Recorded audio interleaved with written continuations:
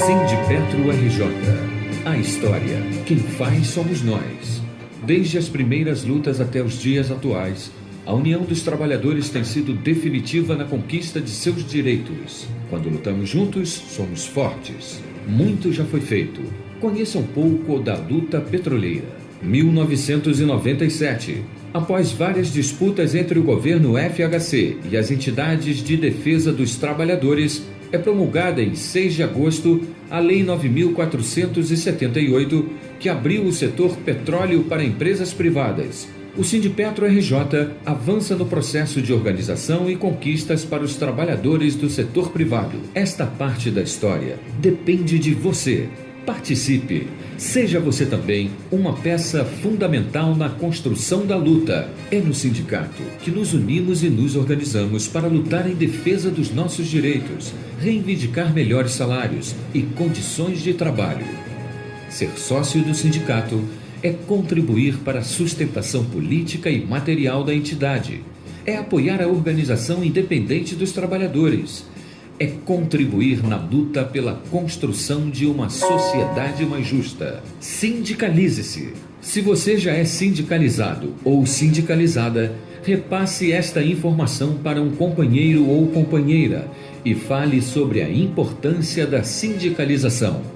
Sindipetro RJ, lutando pela soberania nacional.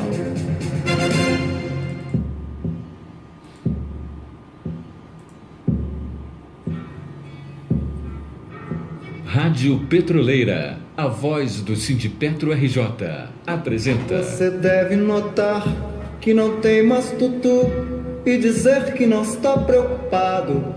Uma produção das secretarias temáticas do Núcleo 5, Secretaria das Empresas Privadas, Secretaria das Empresas Terceirizadas, Secretaria Plataformas e Secretaria Petroquímica. Diretores: Antônio Furtado Manguinhos, Brayer Grudka, Ventura, Hugo Queiroz, Ventura, Ivan Luiz, Edicim e Tiago Macedo, Ventura. Você merece, tudo vai bem, tudo legal.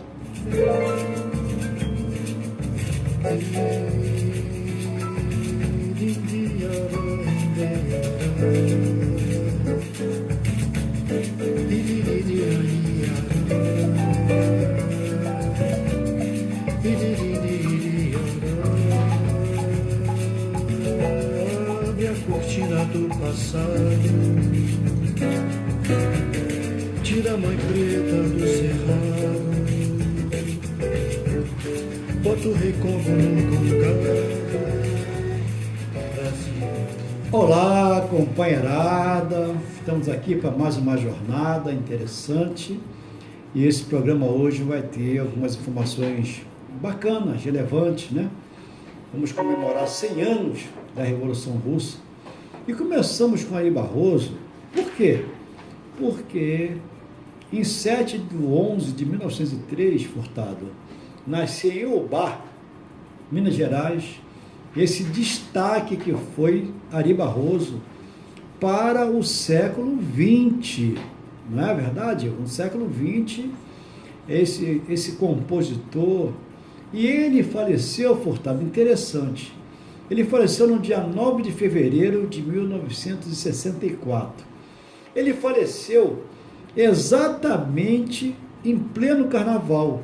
E mais um detalhe, o Império Serrano estava desfilando e estava com, sabe qual enredo, Furtado, que estava o Império Serrano, com as suas considerações iniciais? Primeiro, boa noite aos companheiros que nos dão o prazer da sua audiência, né? E isso é super importante, até em função do que o companheiro Ivan está falando. Hoje é um programa até especial, né, Ivan? Muito especial. Super interessante isso aí. E quando o companheiro Ivan fala desse compositor, né, que fez maravilhas aí, né, nesse dia que ele veio a falecer, que foi no dia 9/2/64, a escola de samba fazia uma homenagem, o samba enredo. Era Aquarela Brasileira, morre. Que era uma homenagem ao Ari Barroso. Ele vai, na hora do desfile, vai e morre. É interessante essas coisas, né? São coisas da vida, né? Coisas da vida, né? Mas, Furtado, O nosso programa de hoje, ele abrange o intervalo do dia 1º até o dia 7, né? É a semana, nossa resenha semanal. E esse programa do ano acumulado é o número 272, rapaz. E esse programa, o acumulado nosso, desde o primeiro. E no ano de 2017, esse programa, qual é o número, Furtado? 45. Ih, rapaz, 45 me lembra, pô, brincadeira, né? Me lembra Bico Grande, sabia? 45 me lembra Bico Grande. Mas então, antes de nós entrarmos, né, nessa pauta especial, nós também comemoramos hoje, Furtado, é uma data especial também em função de aniversário da nossa rádio. A nossa rádio está fazendo quantos anos, Furtado? Está fazendo precisamente 10 anos. E uma coisa super interessante, né? Você vê como é que são as coisas, então como é que são as ideias que surgem, né? E se tornam uma realidade. A gente tem fatos aí históricos, a gente comenta aqui sempre, por exemplo, quando houve a ideia dos trabalhadores da refinaria de fazer uma associação, e essa associação é o que é hoje, né? Essa potência do sindicato. Essa potência que sindicatos. É o nosso sindicato. Que nasceu o nosso, né? Principalmente aqui no Rio de Janeiro, que tem toda essa história de luta, né? Origem Manguinhos. E a gente fala o seguinte, quando naquela oportunidade, 10 anos passados, aí vamos fazer vários, evidentemente que vários companheiros participaram disso aí, vamos fazer também, não só o nosso jornal, mas também uma rádio, né? E possivelmente uma televisão. E essa ideia surgiu. E o nosso primeiro programa, né, que nós, inclusive, né, nós tivemos a felicidade de ali participar, foi praticamente na nossa garagem. Né? Por isso que ele está falando assim, a história, a gente grava essas coisas e isso dignifica a gente. Né? Era na Passo 34. Né? Na Passo 34 essa ideia surgiu. Num cantinho lá, puxa vida, era um negócio assim pequeno, assim, meio acanhado, né? E nós, com aquela ideia, com aquela percepção que era necessário que houvesse um meio de comunicação mais abrangente, porque às vezes eu fico assim até... assim meio, sei lá, não sei qual seria a palavra que eu usaria nesse momento, quando o Ivan fala assim, poxa, olha só aqui, ele gosta muito de mexer, né, Ivan? Você mexe bem, né, inclusive, né? Nesse negócio de computador. E aí quando você mostra, tá vendo aqui, olha só, rapaz, o pessoal do Japão tá nos escutando, o pessoal da Indonésia, da Rússia está nos escutando. Aí você volta no passado falando, meu Deus do céu, aquela garagenzinha ali onde nós fizemos um programa meio acanhado, assim, meio assim, até meio nervoso, né? Até meio nervoso, porque era uma coisa nova. E é isso que a gente fica assim emocionado, porque às vezes as pessoas... Vida longa ao candal, né? Com certeza. Às vezes as pessoas talvez não entendam esse tipo de sentimento, né? Do que a gente fez naquela oportunidade, e hoje a gente permanece aqui, essa potência que é hoje, tomara que a gente esteja aqui, né, nem espiritualmente, com certeza, para completar os 100 anos. E resistindo a tudo e a todos, a rádio está resistindo. E um fato importante, né, companheiro Ivan, um fato importante que é resistindo a tudo e a todos. A tudo e a todos. É a postura que nós São temos. ataques externos e internos. E nós, inclusive, a gente não se apequena com referência a isso. Pelo contrário, a gente cada vez mais cresce em função disso aí. E com certeza, mesmo que espiritualmente aqui, nós estaremos aqui para festejar também os 100 anos. Companheiro. Com certeza absoluta. Com a nanotecnologia, rapaz, que está avançando demais aí, já falei, acho que já fiz esse comentário aqui, 2040, 2000, por aí assim, você vai ter manifestações pedindo direito de morrer, que ninguém vai morrer mais, entendeu? Então, é um negócio, quando tu fala isso aí, rapaz, de repente, né, daqui a 100 anos, daqui a 90 anos, estaremos aqui ainda comemorando e descontraindo.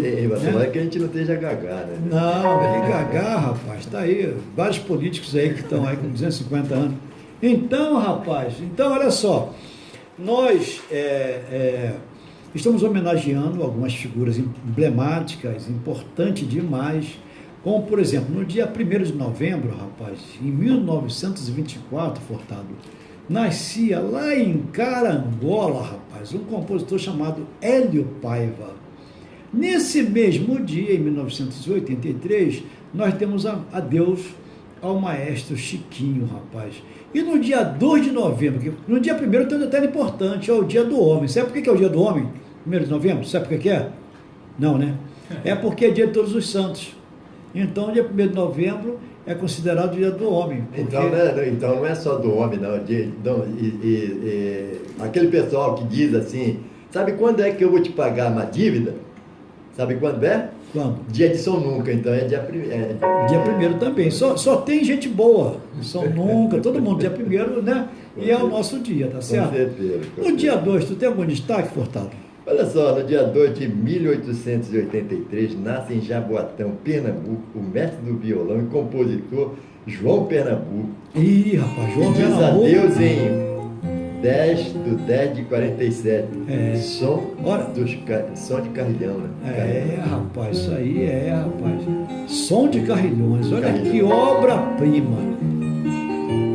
Guilherme Reis, já viu? Vai ficar lindo, né?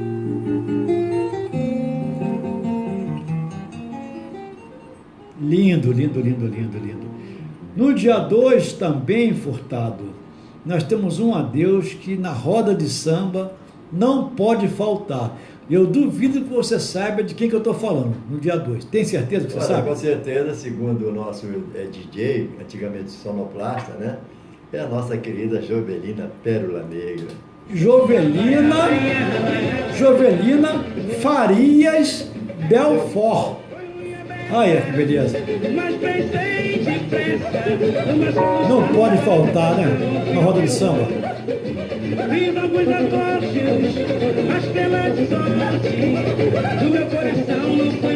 Original, gravação original lá. DJ pesquisou muito, hein? Ó, não vale nada. Mas no dia 3, então, Furtado, depois nós vamos entrar aqui no tema da Revolução Russa, né? E comentar alguma coisa sobre a nossa realidade também. Mas no dia 3, em 1992, no Disse Adeus também o grande maestro Cipó, rapaz. Ou melhor, Orlando Silva de Oliveira, que teve uma carreira também muito maravilhosa. No dia 4, teu destaque, Furtado? Olha, no dia 4... Maestro Cipó aí. Maestro Cipó. Porque Maestro Cipó, isso aí, na realidade, o DJ me falou, isso é uma coletânea de melodias favorita dele, sabia? Aí. Bonito, né? Bacana. E dia 4, Furtado, vamos lá. Olha, dia 4, esse personagem é um personagem super interessante, porque ele foi um cômico, ele foi músico, ele foi instrumentista, compositor, o nosso querido Monsueiro. E criado no Morro do Pinto. É aqui pertinho, né? É aqui pertinho, exatamente. Grande Monsueiro, aí.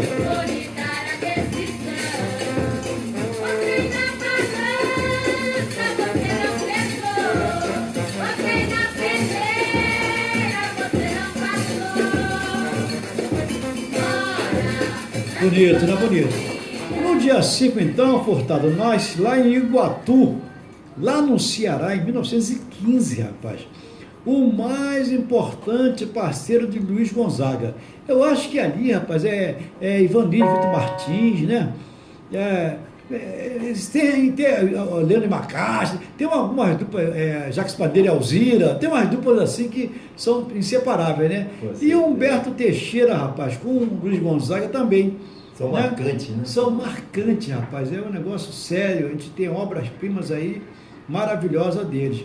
No dia 6, rapaz, em 1916, nós temos o primeiro registro, né, Furtado? O primeiro registro, inclusive isso é muito contestado, contestado. Polêmico.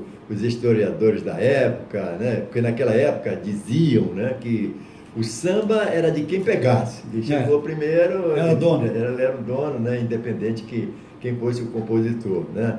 E naquela oportunidade é o primeiro registro pelo compositor Donga, né? Ele diz que era dele mesmo, né? Até ele afirmar, porque ele sobreviveu bastante tempo, e confirmava que a música era dele, né? A música que é pelo telefone. Pelo telefone. Original também. E com alegria não se questione para se brincar.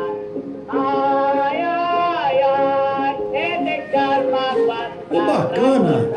O bacana da nossa produção, Furtado, é lembrar e trazer essas coisas à tona para que o petroleiro novo, para que os ouvintes, né, que têm menos idade que a gente, tome conhecimento dessas pessoas, dessas personalidades, não é verdade?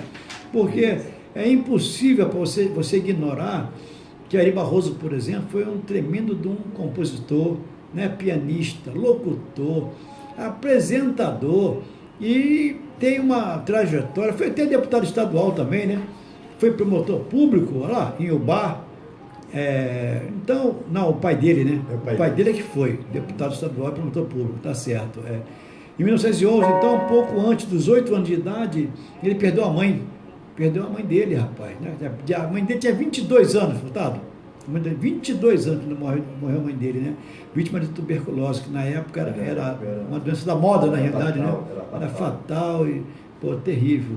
E a carreira dele artística, na realidade, no Rio de Janeiro, começou como pianista na sala de espera. Olha que bacana que era o negócio. Na sala de espera de qual cinema, Furtado? Você se lembra que cinema era? Não. Cinema conhecido, cinema Íris. Né? E depois, aqui na Rua Carioca. Aqui. As pessoas ficavam esperando, né, para a sessão, enquanto você tocava piano. E em seguida ele fez parte da orquestra também, que tocava na sala de espera do Teatro Carlos Gomes, né, que era dirigido pelo maestro Sebastião. E logo depois ele atuou também na orquestra do Di Thomas, que se apresentava na sala de espera do Teatro Rialto. Com a mesma orquestra, depois ele atuou no Cinema Central e foi, né construindo a trajetória dele. Obra-prima dele, Furtado, pode dizer alguma obra de Barroso? Bom, aí fica meio até... Ele merece toda essa atenção nossa, merece toda a atenção. E é meio complicado, porque são vários sucessos, né? Lógico, evidente que algumas se sobressaíram, né? Pelo menos, ISC, né? ISC, meu nome do seu caderno. A Baiana saiu de espanhol, olha aí, é mole? A Batucada começou, tem mais aí, não tem mais aí? Tem, a Canção da Felicidade, a casa dela, a Casta Suzana, né? Bacana, né? E a principal, no caso específico, muito bem você falou, né? Que é a Aquarela. Aquarela do tem disco dele como Meu Brasil Brasileiro, tem ele com Dorival, Ari Caymmi e Dorival Barroso, gravado pela Odeon LP, né? Tem um encontro dele com ele batendo papo com outros compositores, que foi gravado pela Copacabana também. E tem um valsa, aí tem um monte A obra dele realmente é uma obra muito grande. Furtado, você, pensando ainda nessa matéria que você deu um destaque grande aí no jornal, que envolve essa covardia, que é a consolidação das leis patronais, né? Você tem aí uma matéria que você destacou no jornal, não foi? Com certeza, com certeza. E é super interessante, né? Não só pela leitura que você faz, né? Pela leitura que você faz dos jornais, ou então dos meios de comunicações, e também pelo que você escuta, né? Não só no rádio, principalmente no rádio, como pela televisão. Algumas coisas a gente contesta pelas informações que são passadas, né? Que a gente percebe ali naquele momento que a pessoa de repente pode estar até totalmente leiga no que aquilo que fala, né? É a mesma coisa, até baseado nessa reforma, essa situação da reforma previdenciária, que eles alegam que a Previdência é deficitária. Nós provamos que não é, através da CPI que foi feita. Com os dados do governo. Com os dados do governo, até pelo seu amigo e amigo do companheiro Roberto Ribeiro, né? Grande senador Paulo Paim. Pois é, e uma outra coisa que chama bastante atenção, que a gente faz aqui o comentário, é que essa CPI que diz, né, que a Previdência Pública não é deficitária. Pelo contrário, é superavitária. É superavitária, ela aparece naquelas letrinhas ali pequenininhas, né, que quase a gente não tem acesso, tem que estar prestando bastante atenção. Mas para dizer a mentira que eles pregam, que a Previdência é deficitária, eles botam em letras garrafais, né? Você vê como é que são as coisas nesse sentido. E nesse caso específico, não só da reforma previdenciária, mas também a reforma trabalhista, várias coisas nos chamam a atenção por esse trabalho que é feito, principalmente um trabalho muito bom, viu, companheiro Ivan? Um trabalho muito bom feito pelo jornal Dia, de domingo passado. E nesse trabalho,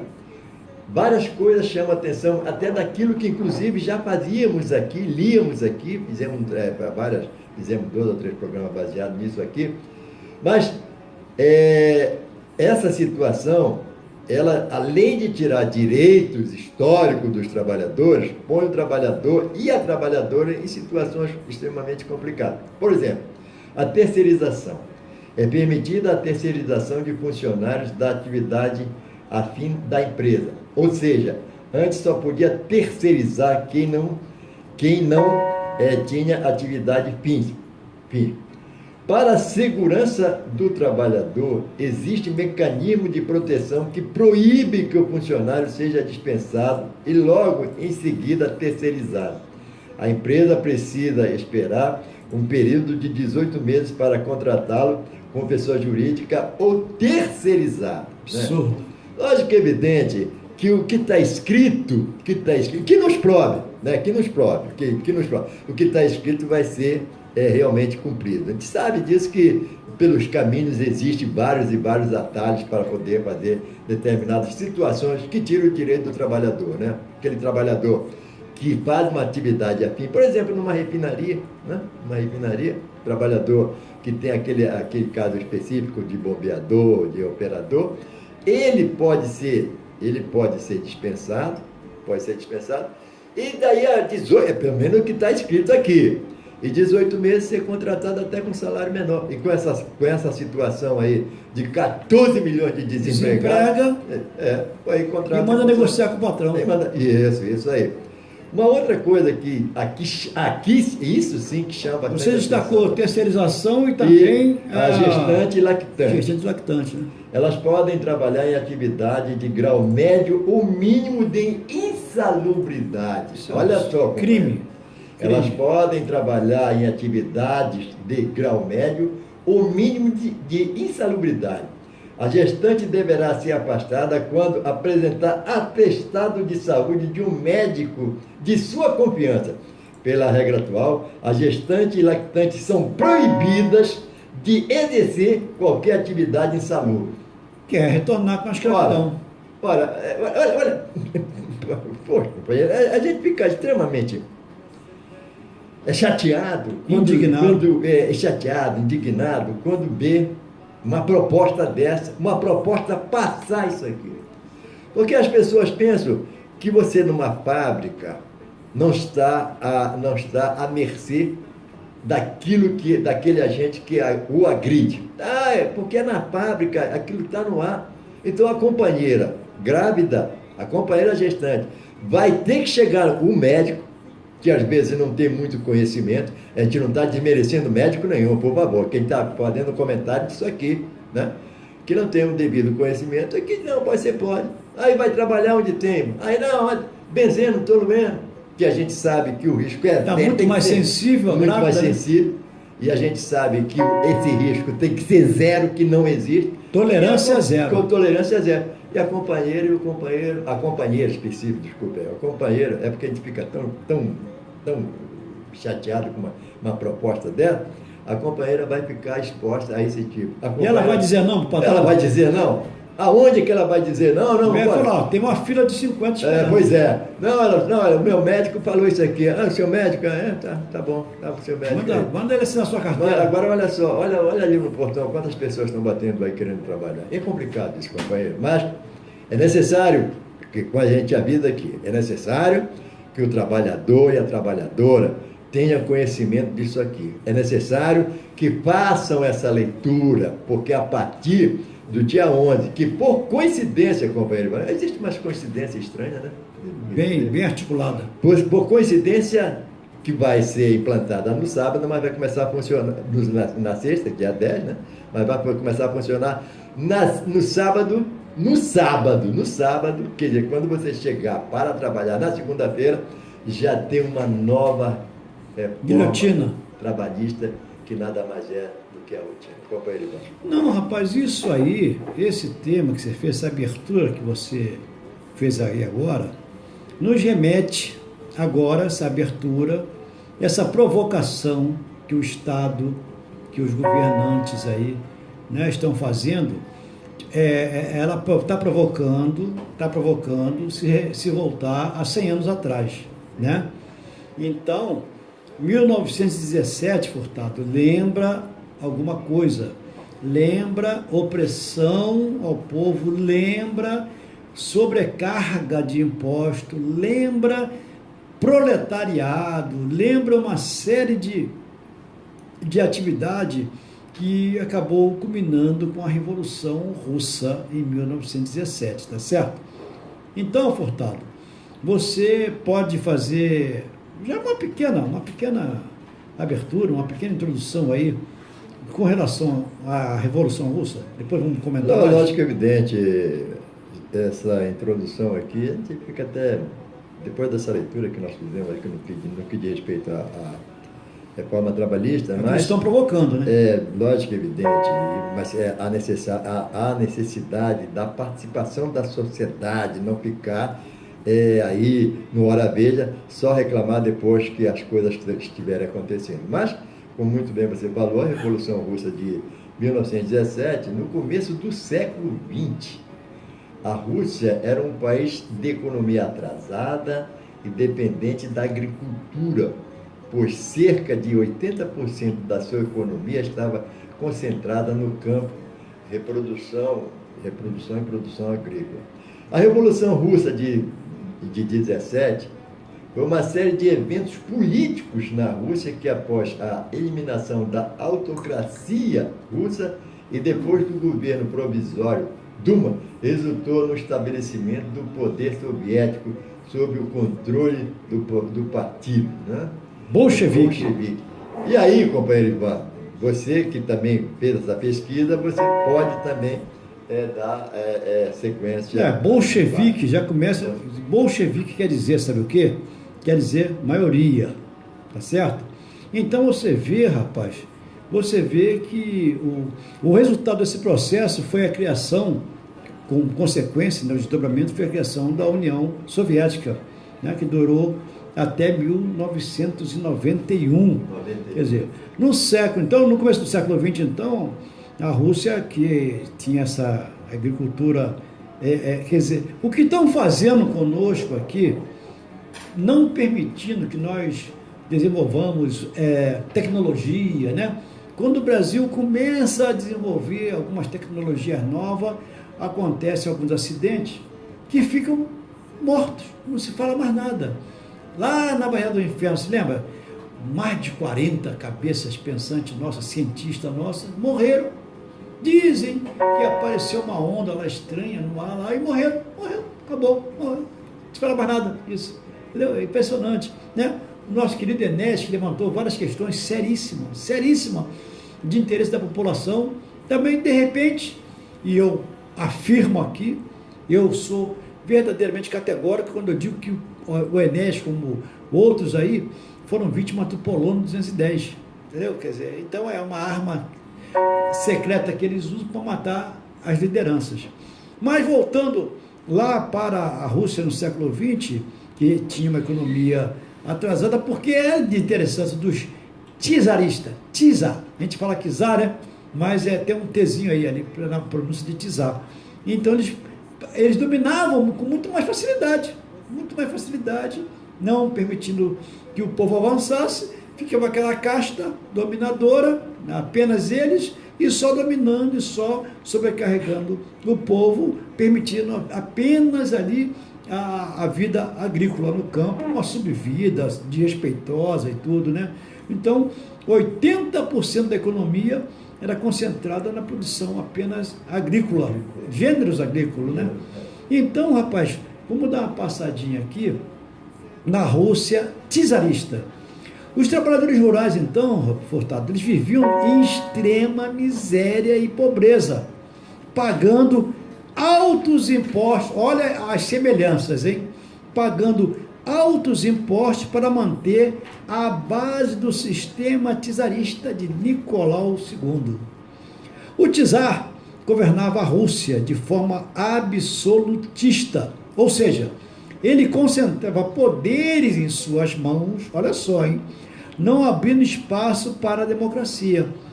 Mesmo os trabalhadores urbanos que desfrutavam, né, nos poucos empregos da fraca indústria russa, viviam descontentes com o governo do czar. No ano, então, de 1905, Nicolau II mostra a cara violenta e repressiva do seu governo, né? E, no conhecido Domingo Sangrento, manda seu exército fuzilar milhares de manifestantes. Marinheiros, então, do encouraçado Potemkin também foram reprimidos pelo czar.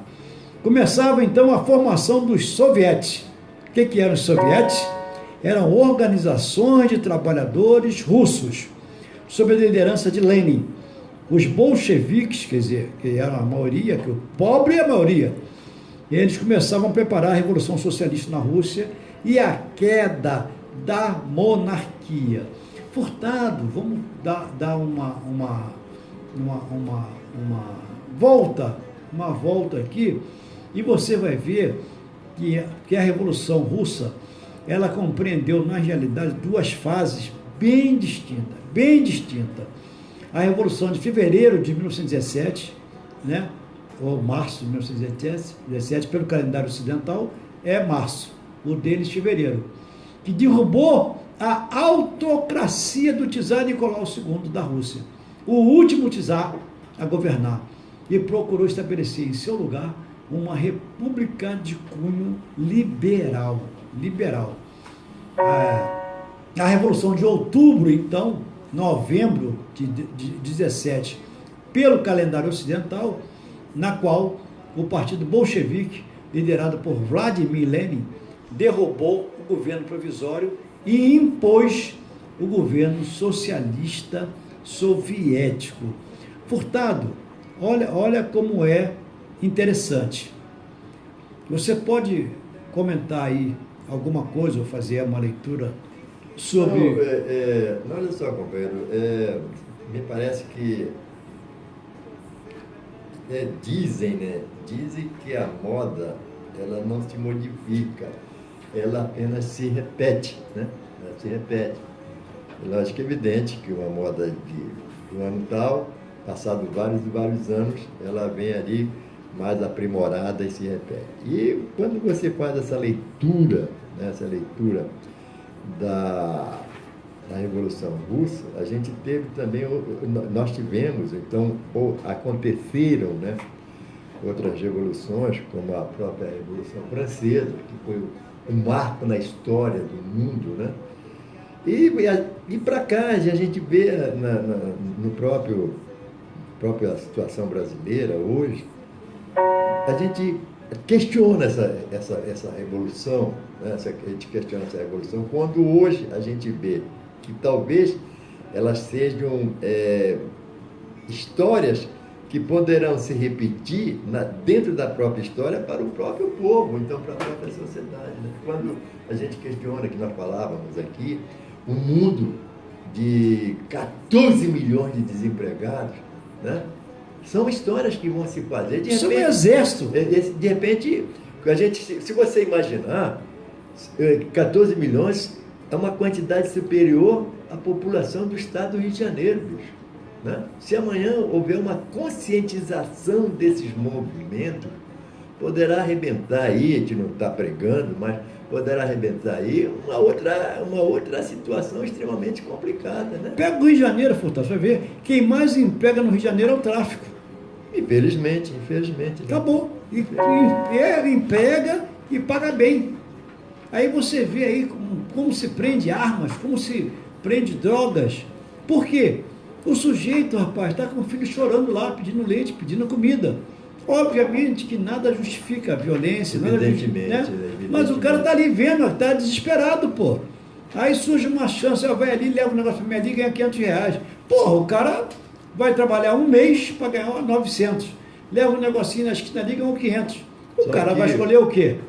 Infelizmente, isso que você está falando, tem um outro lado. Né? Ele pode ir lá e realmente nem voltar. E não voltar. É. E as consequências são piores para a própria. É verdade. Então, infelizmente. se está montando uma estrutura no Rio de Janeiro, e o espelho, está se montando uma estrutura no Brasil, e o espelho, o tambor de ressonância, é o Estado do Rio de Janeiro, e em função exatamente da venda de arma. Quer dizer, existe uma indústria armamentista por trás desse projeto que é implantar a política do medo, né? Então hoje cada um tem que ter medo do outro, porque tendo um medo do outro vende mais arma.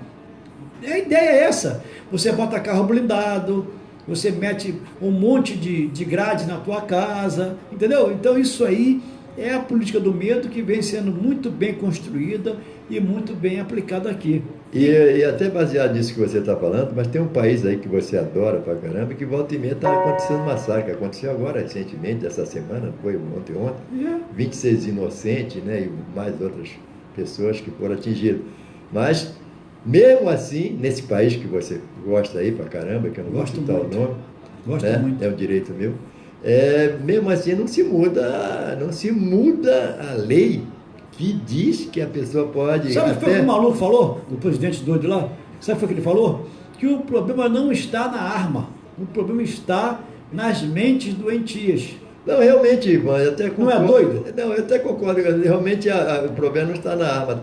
O problema está no que sai dentro da arma, cara. É esse que está o grande problema. Não, e o problema é o seguinte, Furtado. E quem está por trás? A arma foi feita para quê, Furtado? Ora, até que prove ao contrário, foi feita para... Para ficar à exposição? Para exterminar. Né? Para exterminar. E você vê, estão discutindo lá nesse país maluco, estão discutindo criar como é que é? Criar silencioso, até aquele negócio silencioso, para arma de alto calibre. Você imaginou uma metralhadora? Aquele caso que o cara foi lá para o 33º andar e lá de cima ele fuzilou umas... E as pessoas só conseguiram escapar porque ouviram o barulho da bala. Então, sabe, identificaram a direção. Imagina uma arma daquela com silencioso. Quer dizer, o cara vai matar 300, 400, 500 pessoas, né? Voltando, então, isso tudo nós estamos falando, por quê? No Brasil, o Brasil, por ser um país maravilhoso como é, ele recebeu várias famílias de russos, inclusive, que fugiram da Revolução Comunista de 1917. E aqui tem uma matéria que fala do Nicolau Ivanovich, não vou falar o resto que eu não consigo falar russo, né? Que era o capitão do Exército Branco. Olha só, isso aqui é uma coisa interessante. Ele era capitão do Exército Branco, quando os bolcheviques tomaram o poder. Para não ser mandado à prisão na Sibéria, ou por pior, ser fuzilado com tiro na nuca, fugiu às pressas e se instalou no Brasil. Olha que coisa interessante, né? E durante muito tempo, o pai de Igor, deve ser Kni, sei lá, Anatoly, seguiu o mesmo ritual. Na noite de Réveillon, ele abria uma garrafa de champanhe, fazia um brinde à Rússia e desejava do fundo do coração regressar à terra natal. Ele era o ex-tenente do Exército Branco durante a sangrenta Guerra Civil Russa, que durou de 1918 até 1921 e dizimou mais de 9,5 milhões de pessoas, entre civis e militares. Anatoly, então, esse Viktorovich, deve ser isso, morreu em 1962, aos 65 anos, sem conseguir realizar o último desejo dele, que era voltar à terra natal, né?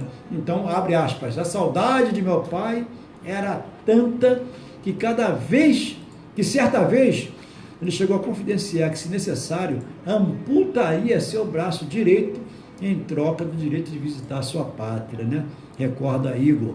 um economista polonês de 83 anos, dos quais 69 deles vivendo aqui no Brasil. Aí você vê assim, eles falam do Exército Branco, o Exército Branco combatendo os bolcheviques, né? Aí você vê, pô, mas o que é Exército Branco? Era um movimento branco, era um braço militar que era conhecido como Exército Branco, em russo, aqui tem um nome aqui estranho que eu não sei, né? Era o Exército Branco ou Guarda Branca, e cujos membros eles são conhecidos como brancos, os russos brancos, expressão, Furtado, que tem também outros significados, e compreendia alguma das forças russas, tanto políticas como militares, que se opuseram ao Exército Vermelho, aos bolcheviques. Após a Revolução de Outubro, eles também lutaram muito também durante a Guerra Civil Russa de 18 a 21 contra o Exército Vermelho, da mesma forma que o Exército Verde Nacionalista, o Exército Negro Anarquista e o Exército Azul Separatista Polonês, tá certo? A denominação branco, então, dessa questão do Exército Branco, Furtado, tem dois significados fundamentais. É porque é fundamental que nós tragamos tem que trazer essas informações todas para que a nossa população entenda que a opressão tem limite, né? A opressão não pode continuar. Eles estão provocando o nosso povo. Quando a seleção jogava, quando teve a Copa do Mundo aí, a FIFA não permitia, Furtado, que se transmitisse invasão de campo. Sabe por quê? Porque a invasão de campo estimulava outras invasões. A nossa mídia vendida, né, de joelho para o capital internacional, para a indústria armamentista, fica o tempo todinho reproduzindo assaltos, violências, neném morrendo na barriga da mãe, fica o tempo todo. Por quê? Eles estão ganhando para poder criar esse clima de medo, né? Esse clima de medo, e não permitir, em hipótese alguma, que nós consigamos nos livrar dessa covardia que é a política do medo e essa imposição da indústria armamentista. Por isso que o Exército Branco lá, então, ele encarou o Exército Vermelho, mas ainda bem que o Soviético Supremo, né, e o comunismo superou esse enjaulamento que tinha o povo russo, né? E segundo, a palavra branco tem associação, não tem Exército Branco? O Exército Branco, então, ele tinha associações monarquistas. Sabe por quê, Furtado? Porque, historicamente, o primeiro monarca da Rússia unificada, era o Ivan III. Olha só, foi denominado Albus Rex, ou Czar Branco. E seus sucessores também eram chamados solenemente de Czar Branco. Ademais, alguns dos soldados do Exército Branco usavam uniformes branco da Rússia Imperial. E o ideal monarquista durante a Guerra Civil era conhecido como a ideia branca. Olha só, hein? Sempre, né, predominando a raça por aí. Os russos chamados brancos são os que não têm ascendência mongol. Mongol foi exatamente o povo que explorou por séculos os russos. O povo da Bielorrússia seria Rússia branca, entendeu? Eles têm olhos acidentados, livres da miscigenação mongol. Então, Furtado, tudo indica que nós, talvez pelos 100 anos da Revolução Russa, nós façamos outros programas citando essa questão da Rússia, da Revolução Russa, e fazendo também uma correlação, sempre tentando fazer essa correlação. Agora, Furtado, nós estamos vendo aí a nossa empresa querida, né? A empresa querida que está na mão aí desses, que eu não vou nem qualificá-lo aqui, porque não tem qualificação, ela está vai fazer novas rodadas de acordo coletivo, existem grandes discussões, né? Existe também um acordo aí de não ser implantado essa legislação, essa consolidação das leis patronais na nossa categoria. Isso vai dar um bom pano para manga, com certeza que não vai ser, eu acho que não vai ser assim, um beijinho na boca. Então, nós estamos preparados aí para esse enfrentamento. Estamos ou não estamos, Furtado? Estamos sim, inclusive na expectativa, né, de uma própria proposta dela. Algumas coisas nos levam a acreditar em algumas coincidências, né, companheiro Ivan? Não só no que diz respeito ao dia 11, mas também segundo aí as informações, né, a empresa vai apresentar a proposta dela no dia 10, entendeu? E, evidentemente, que essa discussão ela vai começar a partir da próxima segunda-feira, né? Apesar de na semana que vem é uma semana complicada, porque dia 15 é uma quarta-feira, mas nada impede de já se começar a fazer essa discussão. E a gente fica na expectativa, né? Agora, avisando o próprio trabalhador e a trabalhadora que é necessário uma participação, até porque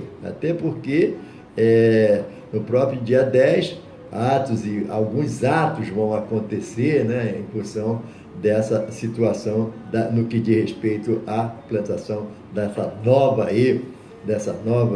reforma trabalhista. Companheiro Ivan. E agora, nesse momento, está acontecendo uma palestra, né, do nosso companheiro Fernando Siqueira e do Ronaldo Tedesco também. Isso. Lá no Clube de Engenharia, estão apresentando dados novos sobre a questão da Petros, que é um outro ataque também que eles estão fazendo, e nós não vamos deixar isso passar